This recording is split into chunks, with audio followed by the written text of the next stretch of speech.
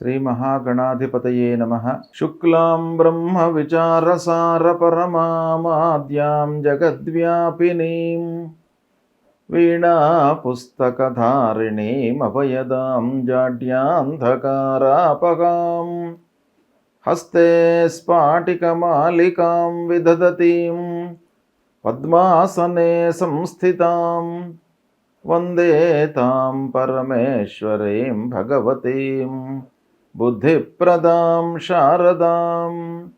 శ్రీ మహాగణాధిపతయే నమః. శ్రీ మహాసరస్వత్యై నమః. శ్రీ గురుభ్యో నమః. 2025వ సంవత్సరము ఫిబ్రవరి మాసంలో కుంభరాశిలో జన్మించినటువంటి వారికి, అంటే కుంభరాశి జాతకులకు ఈ గోచార ఫలితాలు ఎలా ఉన్నాయో తెలుసుకుందాం. ముఖ్యంగా ఈ ఫిబ్రవరి మాసంలో కుంభరాశి జాతకులకు సూర్యుడు ద్వాదశ జన్మస్థానాలలో సంచరిస్తున్నాడు, ప్రతికూలంగా ఉన్నాడు. కుజుడు పంచమ స్థానంలో ప్రతికూలంగా సంచరిస్తున్నాడు. బుధుడు ద్వాదశ జన్మస్థానాలలో అనుకూలంగా సంచరిస్తున్నాడు.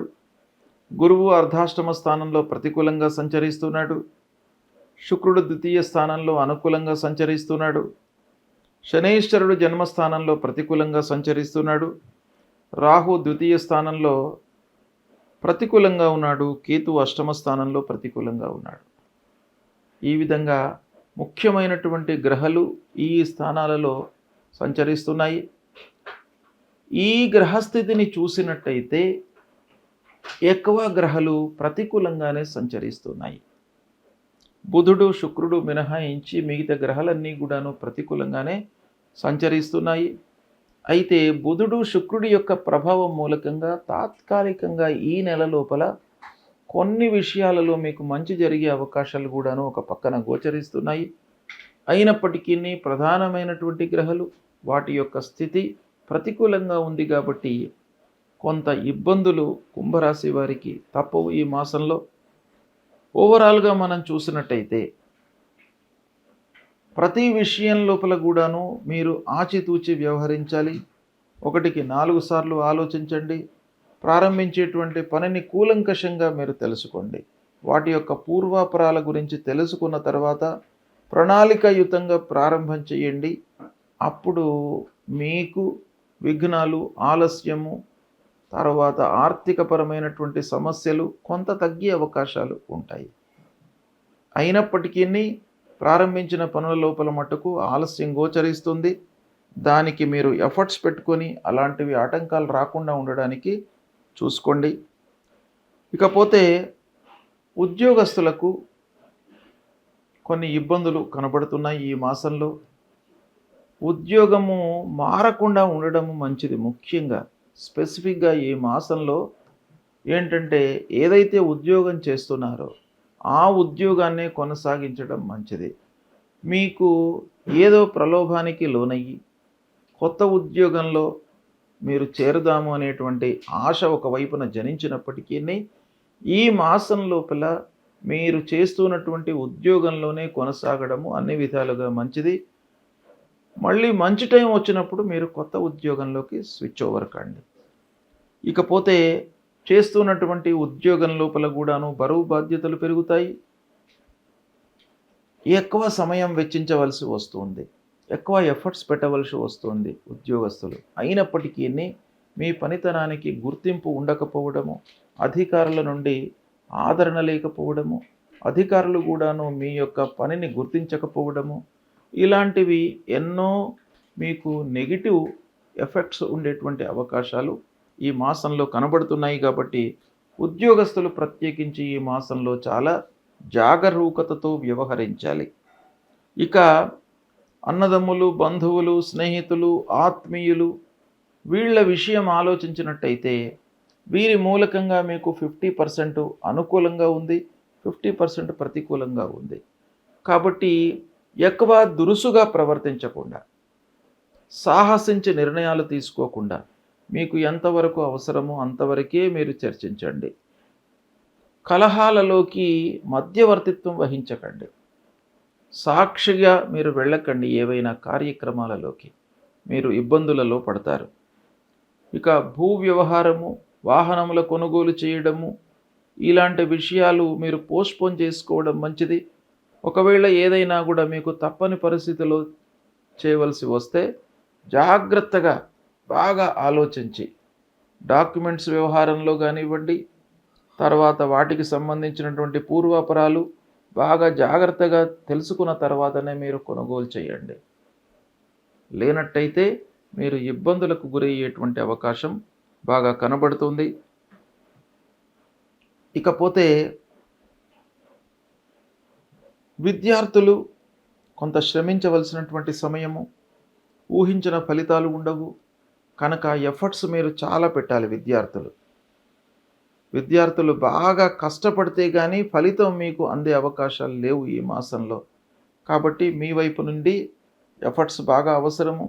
విదేశీ ప్రయాణం కొరకై ప్రయత్నం చేస్తున్నటువంటి వారు, హయ్యర్ ఎడ్యుకేషన్ కొరకై విదేశాలకు వెళ్ళాలి అని అనుకున్నటువంటి వాళ్ళు కొంత జాగ్రత్తగా నిర్ణయాలు తీసుకోండి. ఆర్థికపరమైనటువంటి సమస్యలు మీకు ఎదురయ్యే అవకాశాలు ఉన్నాయి. తర్వాత సంస్థాపరంగా కొన్ని ఇబ్బందులు తలెత్తే అవకాశాలు ఉన్నాయి కాబట్టి కొంత జాగ్రత్తగా నిర్ణయాలు తీసుకోండి. ముఖ్యంగా ఆర్థికపరమైనటువంటి విషయాలలో చాలా జాగ్రత్తగా ఉండండి. ఖర్చు రాబడిని బేరీజు వేసుకొని మీరు పనులు చేసినట్టయితే కొంతవరకు నష్టాన్ని తగ్గించుకునే అవకాశం కనబడుతుంది. ప్రతి విషయంలోనూ మీకు శ్రమ కనబడుతుంది. శ్రమకు తగినటువంటి ఫలితము ఉండదు. కాబట్టి రెట్టింపు శ్రమ మీకు అవసరం ఈ మాసం లోపల. ఇక కుటుంబ వ్యవహారము, ప్రయాణాలు, ఈ విషయం ఆలోచించినట్టయితే కొన్ని ఇబ్బందులు కనబడుతున్నాయి. కనుక అనవసరమైనటువంటి ప్రయాణాలను, అనవసరమైనటువంటి చర్చలను పక్కన పెట్టండి. మీకు ఏది అవసరమో అంతవరకే చేయండి. అయితే కుటుంబం లోపల కూడాను పెద్దల విషయంలో మీకు బాగానే ఉంది. తల్లిదండ్రులతో మీకు సత్సంబంధాలే ఉంటాయి. వారి యొక్క అనుకూలమైనటువంటి సలహాలను మీకు ఇంప్లిమెంట్ చేయడం మూలకంగా మంచి ఫలితాలే కలుగుతాయి. సంగీత, సాహిత్య, సినిమా రంగాలలో ఉన్నటువంటి వారికి మట్టుకు ఈ మాసం కొంత అనుకూలంగానే ఉంది. కొత్త అవకాశాలు అందుతాయి.